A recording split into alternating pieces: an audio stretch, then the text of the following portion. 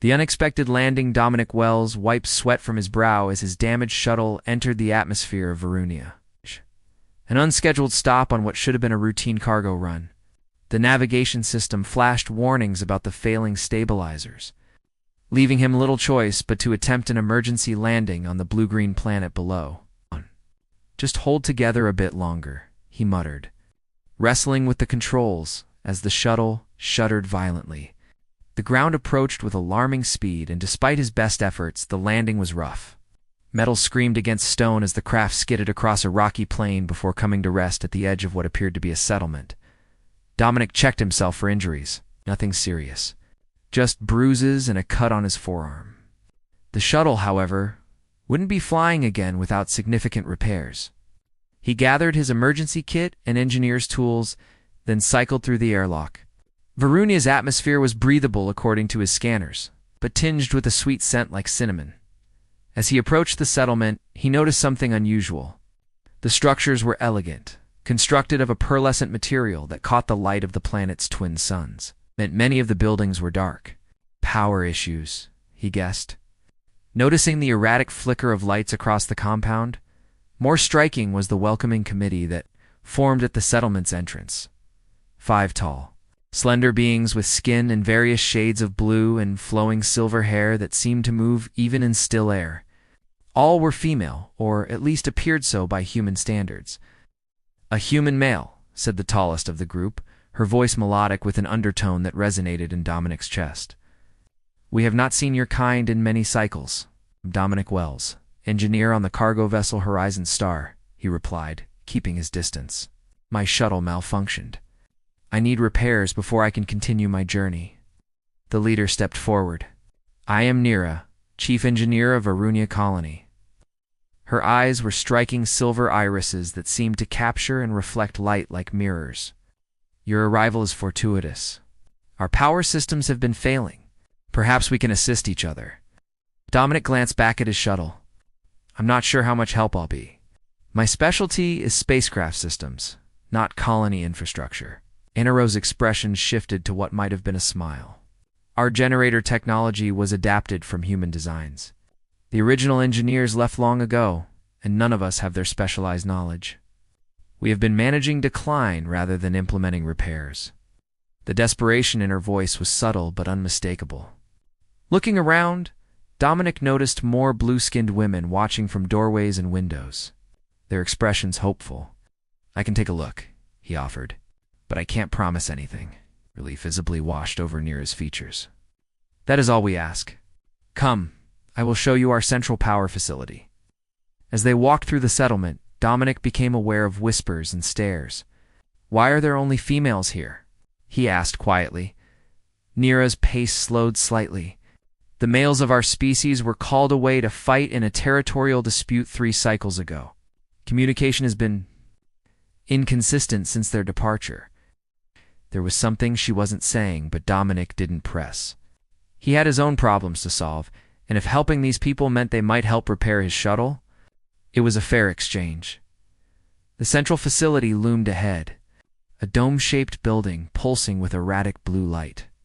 Whatever was wrong with their power system, it wasn't subtle. "Show me everything," Dominic said, pulling tools from his belt. "Let's see what we're dealing with." A problem of power. The generator room hummed with unstable energy. Dominic circled the massive central unit, clearly of human design but modified with unfamiliar crystalline components. The integration was elegant but failing. Where the human technology met the alien additions, energy sparked and leaked in dangerous arcs. "How long has it been malfunctioning?" Dominic asked, scanning the system with his diagnostic tool. Nira stood beside him, her silver hair shifting with the electrical currents in the air. "The decline began 18 months ago. We've implemented temporary solutions, but each fix lasts less time than the previous one." Dominic nodded, studying the readouts. "The human components are deteriorating faster than they should. Something about the integration is causing accelerated decay." He pointed to where blue energy pulsed through crystalline conduits. "What's this material?" Verulith Nira explained. "It channels our natural energy. All Veronians produce a bioelectric field, and our technology is designed to resonate with it. That explained the modifications. So this generator was meant to be powered partially by your people? Originally, yes. When our colony was fully populated, 60 Varunians would connect to these stations daily, contributing energy to the system. She gestured to empty alcoves surrounding the generator. With only women remaining and our numbers reduced, we cannot generate sufficient power. Dominic frowned. You're using yourselves as batteries? It is symbiotic, Nero corrected. The process refreshes our internal energy while powering our community. Without it, both suffer.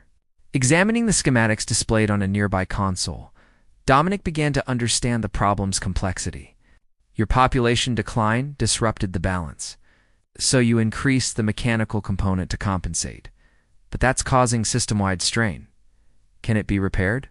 There was vulnerability in Nera's voice that hadn't been present before. Dominic hesitated. Not easily. The human components need complete replacement, and I don't have the necessary parts. But I might be able to rebalance the system temporarily, buy you some time. Talus, a younger Varunian who had joined them, stepped forward. Time for what? We've sent distress signals for months. No one responds. Nera silenced her with a gesture. Dominic needs to understand our situation fully. She turned to him. This isn't just about comfort. Our life support systems are connected to this generator. If it fails completely, our atmosphere processors will shut down.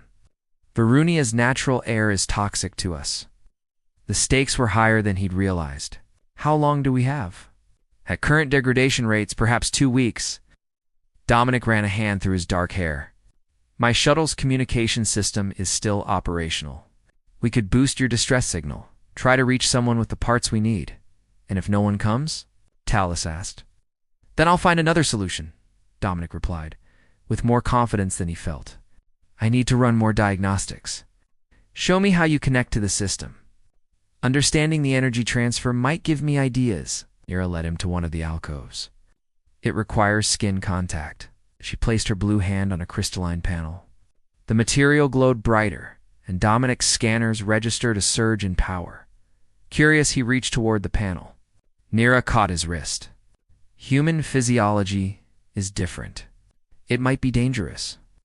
But Dominic had noticed something on his scanner resonance between his own bioelectric field and the Varulith. Maybe not so different, he murmured. Against Nera's warning, he placed his palm on the crystal. Hidden abilities. The moment Dominic's hand touched the Varulith panel, energy surged through the generator room. Lights flared to full brightness.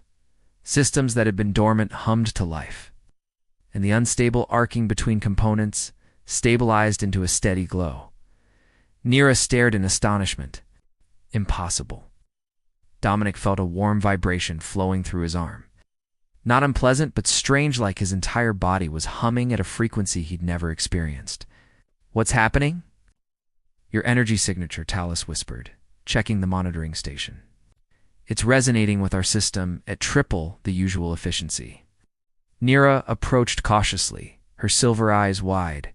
No outsider has ever connected with Varulith this way. Human biology shouldn't be compatible. Dominic slowly removed his hand, and the systems immediately began to dim. Something about my particular physiology? Maybe?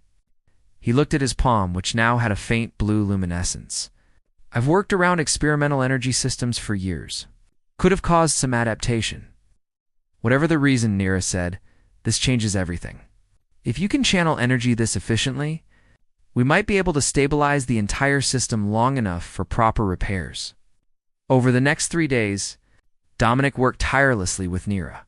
They established a routine. He would connect to the system for 2-hour intervals, providing enough power for Nera to make critical repairs to the deteriorating components. During rest periods, they studied both the human and Varunian aspects of the technology. Searching for a permanent solution, working so closely created an unexpected intimacy. Dominic found himself captivated by Nera's brilliant mind and quiet strength. She, in turn, seemed fascinated by his approach to problems, more intuitive than the methodical Varunian way. Her people are remarkable, she told him on the 4th night as they shared a meal of synthesized proteins that tasted better than they looked. You adapt so quickly. Find solutions where we see only obstacles. That's just me being stubborn, Dominic replied with a smile. Engineers hate admitting something can't be fixed. Nira's hand brushed his as she reached for her drink, sending a small static shock between them. I've been thinking, she said, not pulling away. The energy transfer when you connect to the virulith, it's changing you, isn't it? Dominic nodded. The blue luminescence had spread, visible beneath his skin in a subtle network that followed his veins. I feel different. Stronger in some ways, more sensitive in others. He hesitated. I can sense the emotions of everyone in the colony now, especially yours. And what do you sense from me? Her voice was barely audible. The question hung between them, charged with unspoken possibilities. Dominic reached for her hand deliberately this time. When their fingers intertwined, energy danced visibly where their skin met. Confusion, he said softly. Hope. Concern. His eyes met hers. Attraction. Nira didn't deny it. This connection is unprecedented. No Varunian has ever bonded energetically with an outsider. Is that what's happening? We're bonding? I believe so. She gently traced the luminescent pattern on his arm. The question is whether it's temporary or permanent. A warning chime from the monitoring station interrupted them. Nira checked the display, her expression darkening. The secondary couplings are failing. At this rate, we have less time than I estimated. Dominic stood immediately. I'll connect to the system again. Give us more time. Nira caught his arm. You've already done 3 sessions today. Too much exposure could have unknown consequences. We don't have a choice, he replied. I can handle it, as they hurried back to the generator room. Dominic felt the weight of the entire colony's survival resting on his shoulders, the growing certainty that his connection to this place and to Nira was becoming something he might not want to sever, even if he could. The crisis point alarms blared throughout the settlement as the generator's core temperature spiked dangerously. Dominic had been connected to the system for nearly 5 hours, far longer than was safe. But disconnecting now meant certain failure. Core stability at 17% and falling, Talus reported, her voice tight with fear. Atmospheric processors already offline in the outer sectors. Nira paced behind the monitoring stations. We need to evacuate those areas immediately. Through the haze of energy coursing through his body, Dominic struggled to focus.